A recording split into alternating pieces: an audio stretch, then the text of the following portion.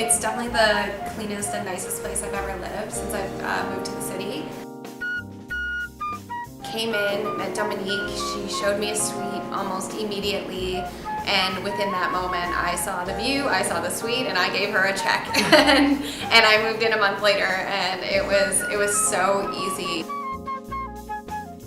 Audrey's actually amazing. She's a bright light when you walk in. She knows your name, she remembers my unit number, and she's just absolutely lovely.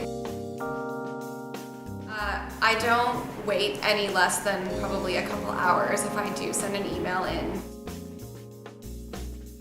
Yonge and Eglinton is where it's at, and especially this building, and so I wouldn't be surprised if I brought a couple people here within the next couple years.